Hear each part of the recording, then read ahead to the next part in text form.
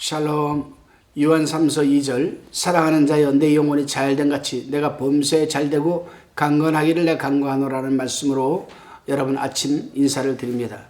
오늘은 요나서 3장 1절로 10절의 말씀을 가지고 요나가 사명을 감당한다. 요나가 사명을 감당한 이 주제로 우리가 요약 강의 큐티를 나눠봅니다. 본문 1절로 3절을 봉독해 봅니다. 여호와의 말씀이 두 번째 요나에게 임하니라 이르시되 2절에 일어나 저 큰 성읍 니느웨로 가서 내가 내게 명한 바를 그들에게 선포하라 하신지라. 3절에 요나가 여호와의 말씀대로 일어나서 니느웨로 가니라. 니느웨는 극히 큰 성읍이므로 3일 길이라.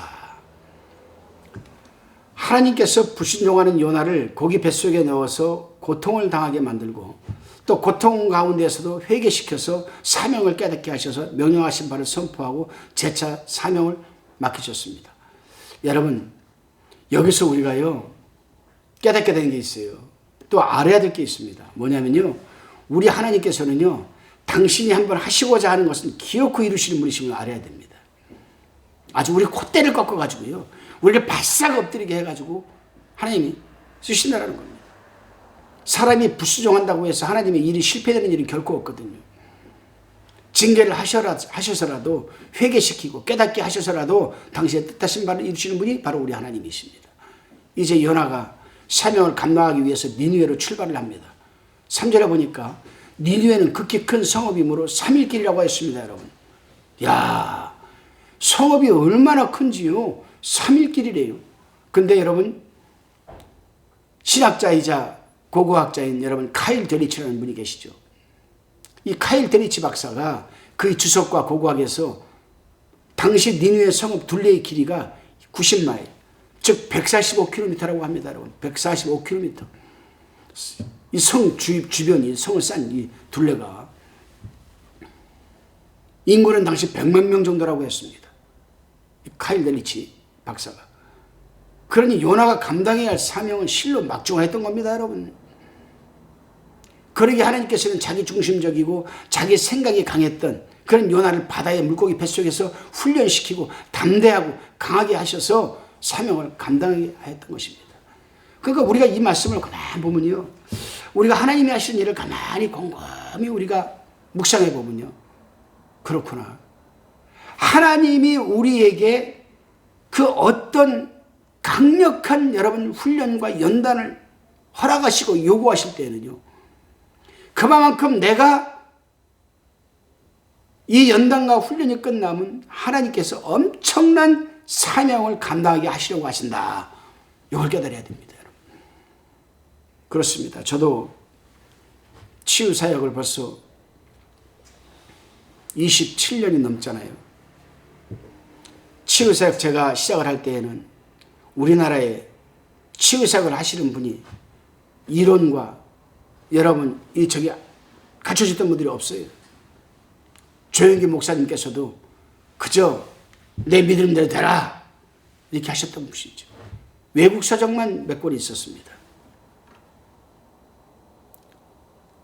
근데 하나님께서는 저에게 치유사역을 하시라고 자꾸 저한테 하나님이 신호를 주시는 거예요. 사인을 주시는 거예요. 그 저는 겁이 났습니다. 내가 어떻게 귀신을 쫓아낼 수 있겠는가? 축사사역, 뼈사역, 뼈사역이라는 이 이름은요, 제가 우리나라 최초로 제가 이론으로 정립해 놓은 사람입니다. 불치병 사역, 그 안에 수없이 하나님이 수많은 환자들을 성령께서 일으켜 세워주시고 회복시켜 주셨습니다만, 그런데 하나님께서 제가 이 귀신을 쫓아내는 악한 영을 쫓아내서 사역하는 이 축사 사역을 하기 전에 하나님께서는 저에게 금식을 요구하셨어요. 내가 금식을 하기 싫어하니까 하나님이 내 가정적인 환경을 들어서 금식하지 않을 수밖에 하지 않을 수 없도록 만들어 가셨어요.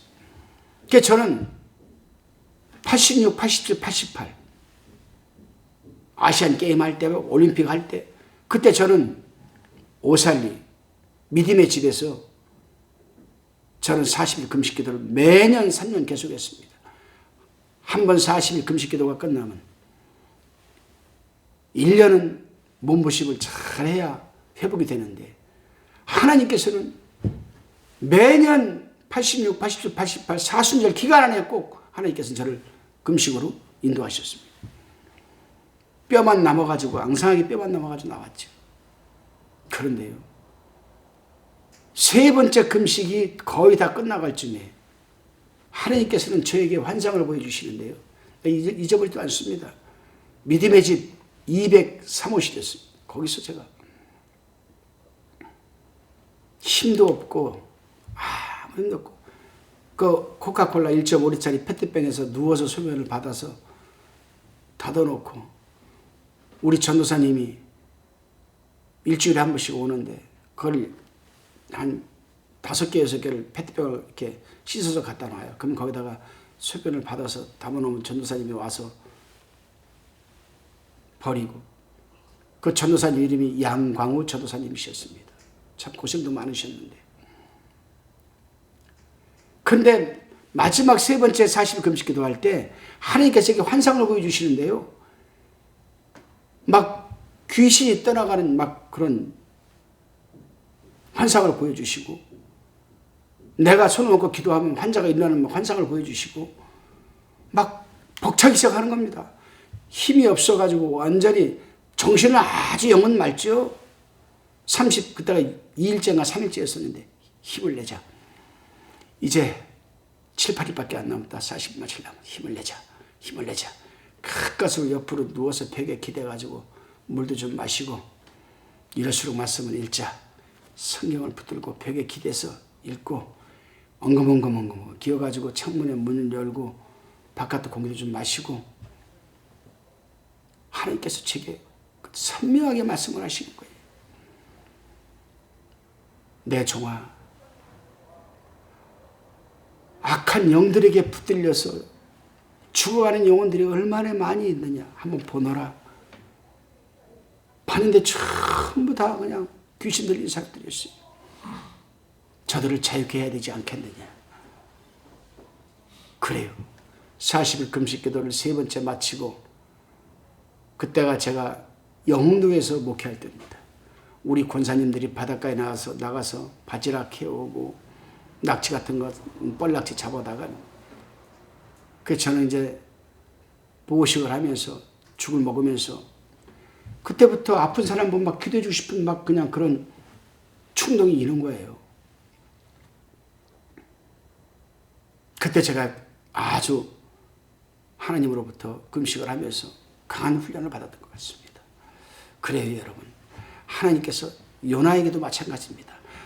연약하고 자기 생각이 강하고 자기 중심적이었던 요나를 하나님께서는 아시고, 저 여러분 3일길 되는 90마일, 여러분 이 90마일 145km 그 성 둘레를 다니면서 약 100만 명이라는 그 저 영혼들에게 복음을 외치고 회개시켜야 하는 이 여러분 사명이 얼마나 막중한 사명이겠습니까? 이방인이고 애국자였던 요나에게, 자기 중심적이고 여러분 자기 생각이 강했던 요나에게는 감당이 안 되는 그런 여러분 사명이었죠.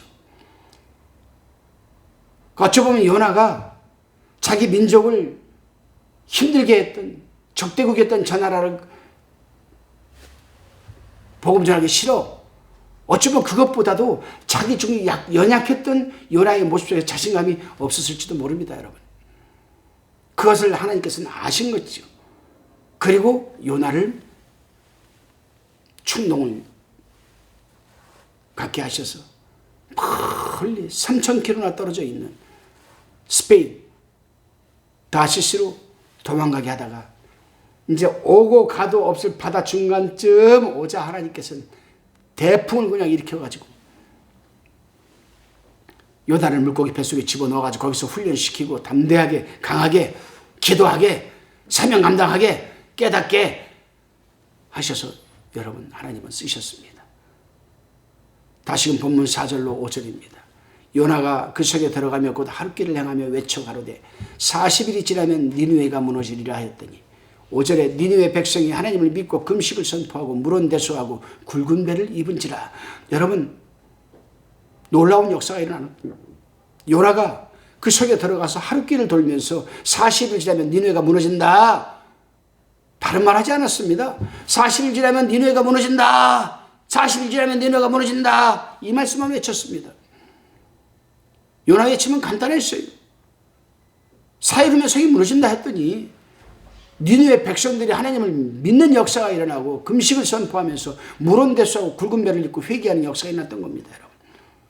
자, 여기서 우리가 전도란 무엇인가를 한번 생각해 볼 필요가 있습니다. 그렇습니다, 여러분. 전도는 말을 많이 한다고 되는 것도 아닙니다. 진실하게 하나님의 말씀을 있는 그대로 전하기만 하면 되는 거라 이거죠. 하나님의 말씀을 그대로 전할 때 권위가 있고 하나님께서 능력으로 역사하는 것 아니겠습니까? 왜요? 말씀이 곧 예수 그리스도, 로고스, 우리 예수님이기 때문에 그렇습니다, 여러분. 그래서 히브리서에서 뭐라고 합니까? 하나님의 말씀은 살아 운동력이 있어 좌우의 날선 어떤 검보다도 예리하여서 우리의 혼과 영과 간절을 찔러 쪼개기까지 하며 우리의 마음과 생각을 감찰하시기까지 하나이라고 하는 겁니다. 뭐가요? 하나님의 말씀이. 왜요? 말씀은 예수님이시기 때문에, 본질이시기 때문에. 그러므로 사람이 귀에 즐겁도록 하거나 설득하려고 하면 안 됩니다. 하나님의 말씀만 전하면 그 말씀이 살아 운동력 있게 큰 권능과 역사가 일어나게 되어 있는 겁니다. 이때 요나가 전하는 말은 니느웨 백성들이 듣기 좋은 말이 아니었습니다. 죄를 회개하라는 것이었습니다. 잘못하면 요나의 목숨이 위험해질 수도 있습니다. 이방인들이었기 때문에. 그러나 생명을 내놓고 가감없이 하나님을 전하는 대로 전했고 그때 하나님께서는 역사하신 것 아니겠습니까? 다시금 본문 6절로 9절까지를 우리가 살펴봅니다. 그 소문이 니느웨 왕에게 들림에 왕이 보좌에서 일어나 조복을 벗고 굵은 배를 입고 제에 앉으니라. 7절에 왕이 그 대신으로 더불어 조서를 내리고 니느웨에 선포하여 가로되 사람이나 짐승이나 소떼나 양떼나 아무것도 입에 대지 말지니 곧 먹지도 말 것이요 물도 마시지 말 것이며 8절에 사람이든지 짐승이든지 다 굵은 배를 입을 것이요 힘써 여호와께 부르짖을 것이며 각기 악한 길과 손으로 행한 강포에서 떠날 것이라. 9절에 하나님이 혹시 뜻을 돌이키시고 그 진노를 그치사 우리로 멸망치 않게 하시리라. 그렇지 않을 줄을 누가 알겠느냐 한지라. 여러분, 요나의 말을 듣고 먼저 백성들이 회개했습니다. 또 그 소문을 들은 니느웨 왕이 보좌에서 일어나 조복을 벗고 굵은 배를 입고 제에 앉았습니다. 제에 앉았다는 것은 자기를 낮추고 회개하는 여러분 태도입니다. 이제 왕은 하나님의 긍휼을 바라고 니느웨 전역에 사람이든 짐승이든 다 금식하라고 금식 선포를 하고 하나님을 두려워하여서 회개를 하였습니다. 그리고 각기 악한 길과 손으로 행한 강포에서 떠나라고 하였습니다. 그렇습니다, 여러분. 진정한 회개는 말로만 하는 것이 아니라 행동 양식까지 바뀌는 겁니다. 내외적으로 다 바뀌어야죠. 돌아서야죠.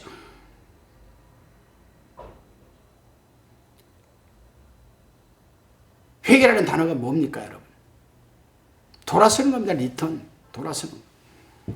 그래서 말로만 하지 말고 마음에서부터 죄를 떠날 뿐 아니라 입과 손발로 짓는 악한 길에서 떠나야 하는 게 진정한 회개입니다. 다시금 본문 10절입니다. 하나님이 그들이 행한 것, 곧 그 악한 길에서 돌이켜 떠난 것을 감찰하시고 뜻을 돌이키사 그들에게 내리라 한 말씀하신 재앙을 내리지 아니하시니라. 아멘. 하나님께서는 그들이 온전히 회개하고 돌이키는 모습을 보면서 니느웨의 재앙을 내리지 않으셨습니다. 그들이 악한 길에서 돌이켜 떠난 것을 감찰하시고 긍휼을 베풀어 주신 겁니다. 그러므로 죄의 길에서 돌이켜 떠나는 것이 무엇보다도 가장 중요한 겁니다. 하나님은 악한 자가 회개하고 돌이키는 것을 기뻐하시기 때문 아니겠습니까? 그렇습니다, 여러분.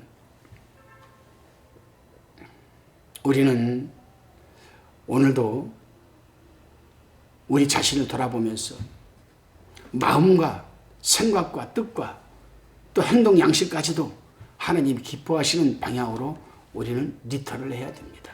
그 한 날이 되시기를 바랍니다. 기도하시겠습니다.